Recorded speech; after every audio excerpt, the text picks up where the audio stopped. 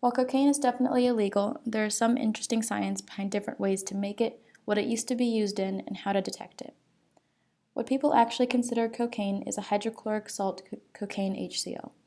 When this is reacted with a base and the amine group is deprotonated, free-base cocaine is formed, free because the amine group is free from the hydrogen. The polarity of the cocaine hydrochloric salt is what allows powder cocaine to be dissolved in water, while free-base crack cocaine is sometimes dissolved in lemon juice, which is nonpolar. In its base form, cocaine can be smoked because it has a much lower melting point of 80 degrees Celsius than cocaine hydrochloride, which is 180 degrees Celsius. Yeah.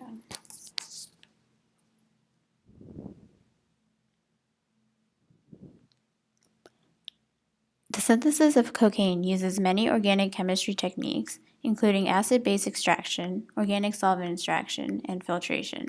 First, the leaves are thoroughly dried and ground to prevent rotting and then mixed with aqueous solution of lime or any other inorganic base.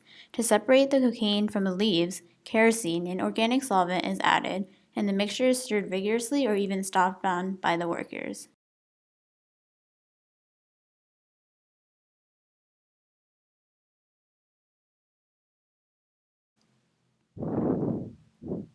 After a couple days, the solution is acidified with sulfuric acid to form cocaine sulfate to separate the organic and aqueous layers. This step can be repeated with fresh dilute sulfuric acid depending on the desired purity of the drug lord.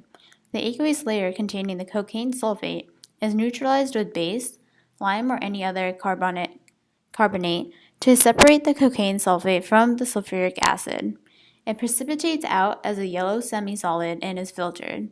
To convert it into its free base, it's mixed and heated with an organic solvent and HCl for easier consumption. This is the first step of the process. And these bags here are chlorine, and you can smell it already. It's quite pungent. I think we're going to see a few chemicals in use today.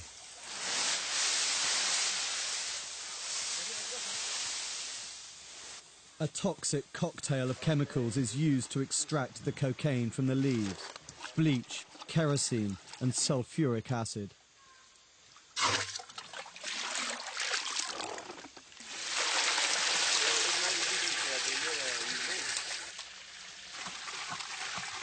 What are you putting in now?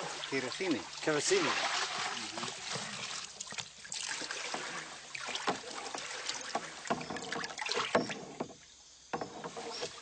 The kerosene containing the coca alkaloid is skimmed off, and the rest of the chemicals poured away.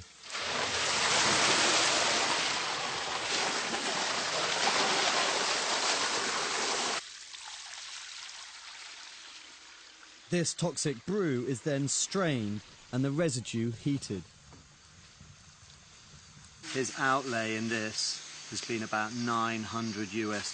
That's with all the tarps and the barrels and the kero and the ammonia, the acid, and of course 250 kilograms of coca leaf. There you have it, the second stage of the multi-billion dollar industry that is the cocaine industry.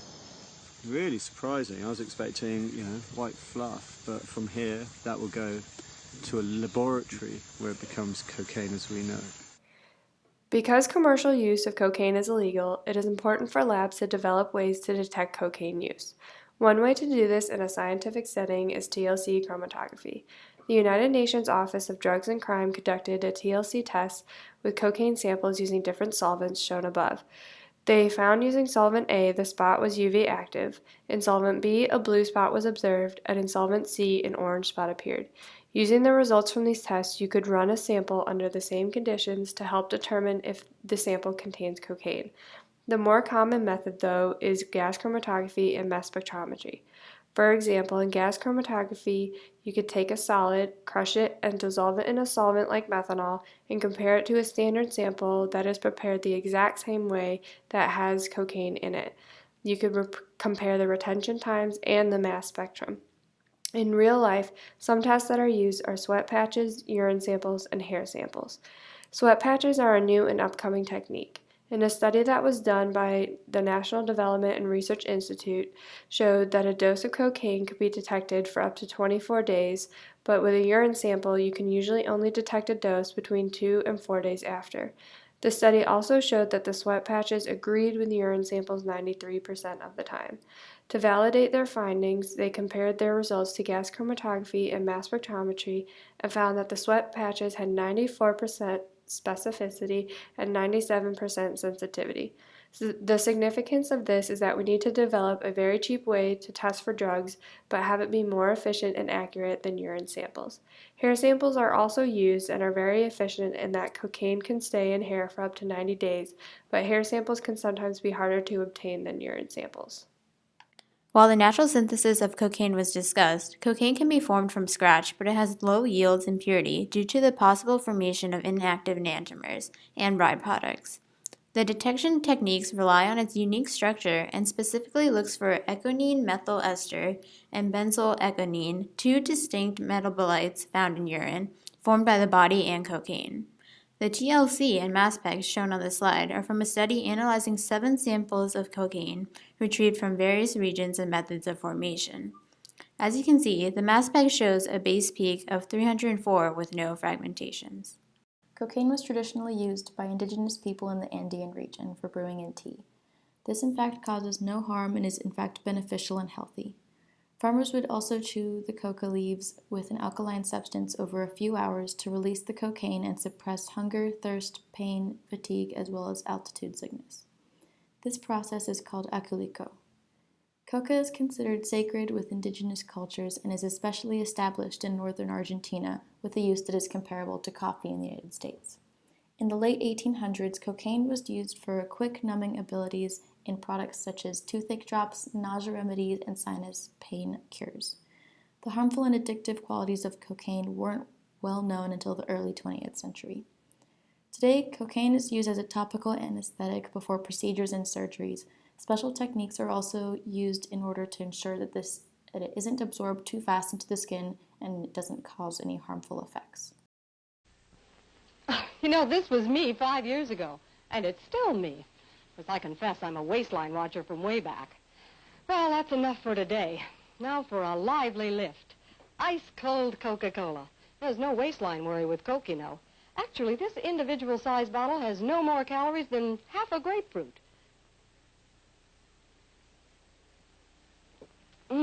Another thing, the cold, crisp taste of Coke is so satisfying, it keeps me from eating something else that might really add those pounds. Coke's a natural, wholesome blending of pure food flavors. I guess that's why everyone likes the refreshing new feeling you get, only from not-too-sweet Coca-Cola. And no wonder. Lively, lifty Coca-Cola provides a welcome bit of quick energy between meals. Makes for a pleasant pause in a busy day. Oh, and remember, Coke is low in calories, too. Say, now, don't you get any thinner. Many people are familiar with the common myth that Coca-Cola may contain trace amounts of cocaine. Today, this isn't true, but it used to be. Cocaine wasn't made illegal in the United States until the late 1920s, so its usage in beverages and food as an ingredient was actually pretty common. The way that Coca-Cola got its name is from the cocoa leaf extract and the cola nuts, which were considered to be the medicinal ingredients in Coca-Cola. When the drink was first created, it was actually marketed as a beverage that could treat several ailments, such as anxiety and muscle fatigue. It was also thought to increase brain functionality. These positive side effects are similar to what cocaine users report as their reasons for using cocaine. By 1902, there was at most 1/400th of a grain of cocaine per ounce of syrup. But cocaine was not completely eradicated from the ingredients list of Coca-Cola until 1929. Now, Coca-Cola still uses cocoa leaf extract as one of its ingredients, but it is processed so that the cocaine is removed before using it in the beverage. Pablo Escobar was the most notorious cocaine drug lord of the 70s until his death.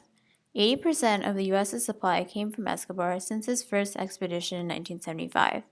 Narcos, a Netflix original series, depicts the life of Escobar, a heightened criminal to some but savior to those of Colombia. He lived a lavish lifestyle owning mansions in Colombia, the U.S., and a whole set of islands, yet because he had too much money, he would distribute the money to the poor of Colombia, thus earning his Robin Hood status. Cocaine has its vibrant history and traditional uses from South American culture, while also being used today in modern medicine.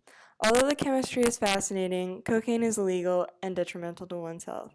Basically, just don't do drugs.